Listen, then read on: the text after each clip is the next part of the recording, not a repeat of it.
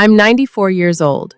Stop doing these 7 things before life people look at me, and the first question they always ask is, Margaret, what's your secret? They expect me to smile and tell them it's good genes or a magical diet I've followed for years. I usually disappoint them, because the truth isn't nearly that simple. I've lived through a world war, watched families begin and families fall apart. I've held newborn babies in my arms or a magical diet I've followed for years. I usually disappoint them, because the truth isn't nearly that simple. I've lived through a world war, watched families begin and families fall apart. I've held newborn babies in my arms. What it gives you is something far more valuable: perspective. You finally begin to see which mistakes quietly steal years from people's lives, long before anyone notices they're paying the price. Over the years, I've buried friends, neighbors, my husband, and even people much younger than me. Every goodbye left me with the same question. Why do some people seem to grow older with peace, while others slowly disappear long before their time? For decades, I searched for that answer. It wasn't hidden inside expensive medicine. It wasn't written in any diet book. And it certainly wasn't luck. The answer was much quieter than that. I didn't live this long because I discovered something extraordinary. I lived this long because one by one, I stopped carrying the things that were quietly wearing my life away. Today, I'm going to share those 7 lessons with you. And before this video ends, I hope you'll recognize at least one habit that's been stealing your peace without you ever realizing it. The first thing I stopped doing was confusing comfort with hunger. For years, I believed every heavy feeling inside me could be fixed with something sweet. I wasn't feeding my body. I was trying to feed my loneliness. After my husband passed away, the house became unbearably quiet. The clock kept ticking. The wind still touched the windows, but no one said my name anymore. So every evening, I filled that silence with food. It wasn't because I was hungry. Most nights, I had already eaten enough. But grief has a strange way of pretending to be hunger. And if you don't recognize the difference, you spend years trying to fill a heart with things only a stomach can hold. Everything changed because of one simple question. One afternoon, my 12-year-old granddaughter looked at me and smiled. Then she quietly asked, "Grandma, when you miss Grandpa, does eating really make you miss him less?" I couldn't answer. That night, I didn't reach for another slice of pie. Instead, I walked outside. The air felt cool. The flowers moved with the breeze. For the first time in years, I realized I wasn't hungry. I was simply missing someone I loved. From that evening forward, whenever sadness came knocking, I chose fresh air instead of another dessert. And little by little, my heart became lighter. Not because the pain disappeared, but because I finally stopped asking food to heal a wound it never could. The second thing I finally stopped doing was trying to explain myself to everyone. When I was younger, I thought if people misunderstood me, it was my responsibility to make them understand. I spent years defending my choices, my dreams, even my silence.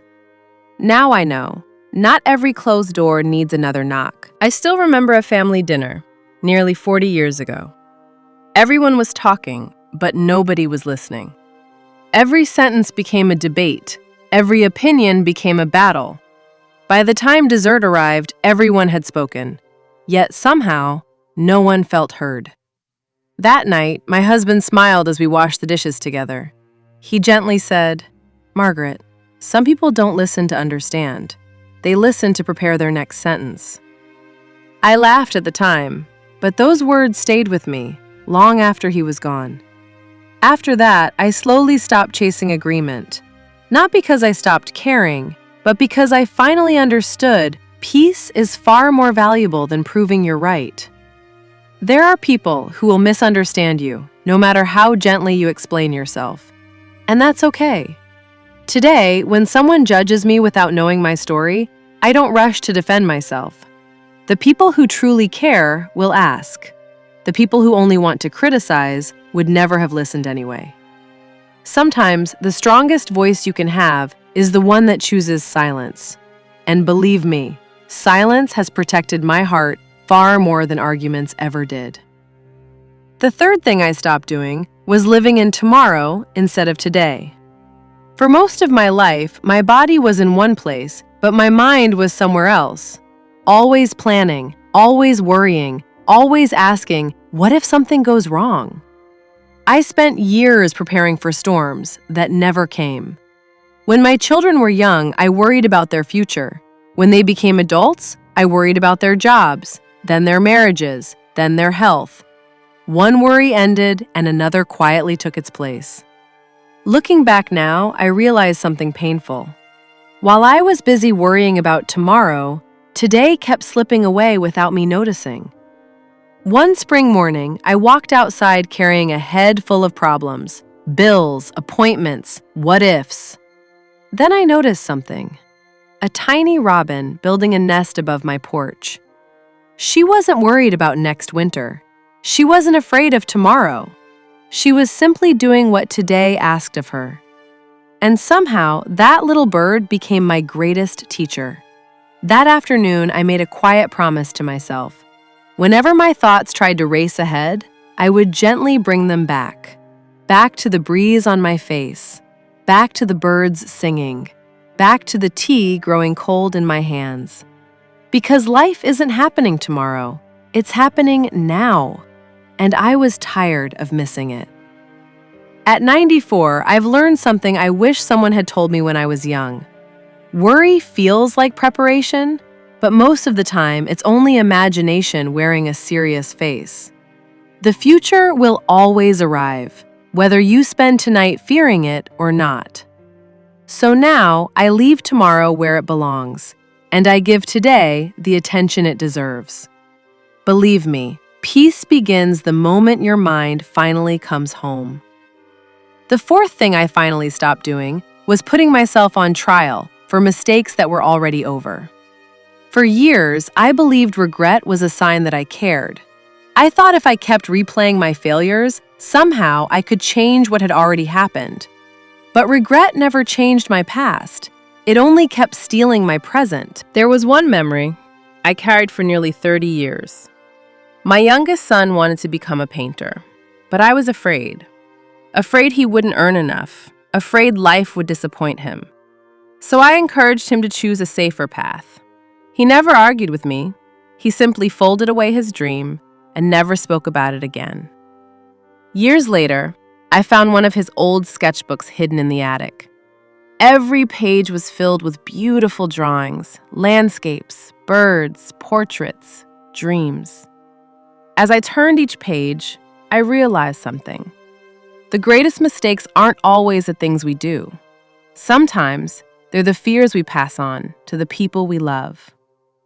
That night, I called my son. Before he could say a word, I whispered, "I'm sorry." There was a long silence. Then he laughed softly and said, "Mom, I've already forgiven you. The only person who hasn't is you." Those words broke something inside me, and at the same time, they set me free. Since that evening, I've learned to remember my mistakes without living inside them. The past is a teacher, not a prison. If you spend your whole life punishing yourself, you'll never notice that life has already offered you forgiveness. Sometimes, the person waiting longest for your kindness is the one looking back at you in the mirror. And believe me, your heart grows lighter the moment you finally forgive yourself. The fifth thing I finally stopped doing was trying to escape every quiet moment. For years, if the house became silent, I immediately turned something on. The television, the radio, anything, just to keep the silence away. I thought noise made the house feel alive. I didn't realize it was keeping me from hearing my own heart. After my husband passed away, silence became something I feared. It reminded me that no one was coming through the front door. No footsteps, no familiar laughter, no gentle voice asking, "How was your day?" So I filled every empty room with sound. But somehow, the loneliness stayed. Then one summer morning, a storm knocked out the electricity. No television, no radio, no humming refrigerator. Just the wind, the birds, and the old oak tree outside my window. At first, the silence felt uncomfortable. Then, something unexpected happened. It became beautiful. That morning, I heard things I hadn't noticed in years. Rainwater dripping from the roof, the wind moving through the wheat fields, a robin calling to its mate. Even my own breathing felt calmer. It wasn't the world that had become quieter. It was me. For the first time in a long while, I wasn't trying to escape myself. Now, I spend a little time each day doing absolutely nothing. No television, no phone, no conversation. Just silence. Because silence isn't empty. It's where gratitude grows. It's where memories become gentle instead of painful. And it's where I finally learned that peace doesn't arrive from the outside. It begins the moment you're no longer afraid to sit quietly with yourself. The sixth thing I finally stopped doing was saving happiness for a day that never seemed to arrive.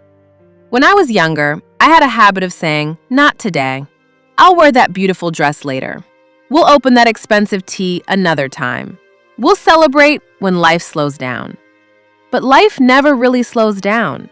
For nearly 20 years, I kept my mother's finest china locked safely inside a glass cabinet.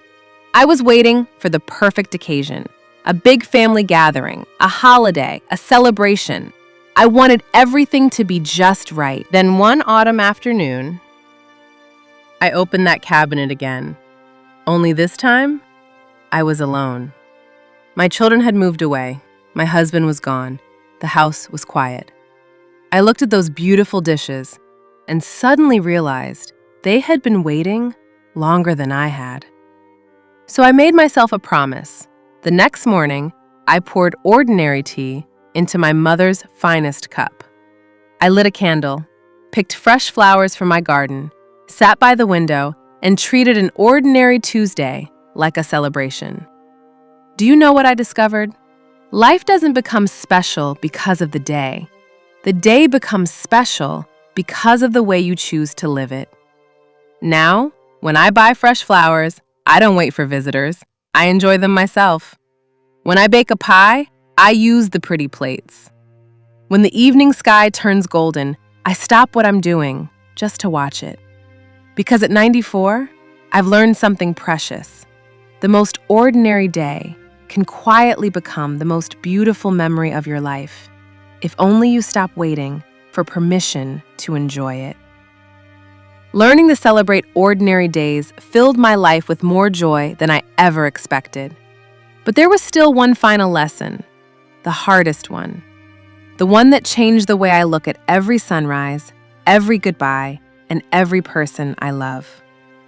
It wasn't about food or worry or regret. It was about time itself. And once I understood it, I never lived another day the same way again. The seventh, and perhaps the hardest lesson I ever learned, was to stop believing that life would always give me one more chance. One more phone call, one more visit, one more conversation. For years, I lived as if tomorrow had quietly promised to wait for me. But tomorrow never made that promise. I still remember the last time my oldest friend Helen called me. I was baking bread. The kitchen was a mess. I looked at the telephone and thought, I'll call her back after dinner. I never did. The next morning, her daughter called instead. Helen had passed away peacefully in her sleep. For years, I replayed that moment, not because I could change it, but because I realized how easily we assume there will always be another tomorrow. That day changed me. Now, when someone crosses my mind, I don't wait. I call. When I miss someone, I tell them. When I'm grateful, I say it out loud. Because love, kept inside your heart, cannot comfort another soul. Only love that is spoken has the power to become a memory. People often ask me, what is the greatest gift 94 years has given you? My answer surprises them. It isn't wisdom, it isn't patience, it isn't even gratitude. It's urgency. Not the kind that makes you rush, the kind that reminds you this ordinary Tuesday might secretly be one of the most important days of your life, and you'll never know it until it's gone. So if there's something your heart has been waiting to say it. If there's someone you've been meaning to forgive, begin. If there's a dream you've been carefully placing on tomorrow's shelf, bring it into today. Life rarely changes because of one giant moment. It changes because of one small decision made while you still have the chance. As I sit here at 94, watching another sunset paint the sky, I don't wish for more years. I simply feel thankful for the ones I was given. If these 7 lessons have taught me anything, it's this. A peaceful life isn't built by avoiding every mistake. It's built by letting go of the habits, the fears, and the excuses that quietly steal your days. Take care of your body. Protect your peace. Speak your love. Forgive yourself. Celebrate ordinary moments. And never assume there will always be another chance, because the most valuable thing you own isn't the money in your pocket or the house you live in. It's this moment, the one you're living right now. Thank you for spending a little piece of it with me. Until we meet again, take gentle care of your heart.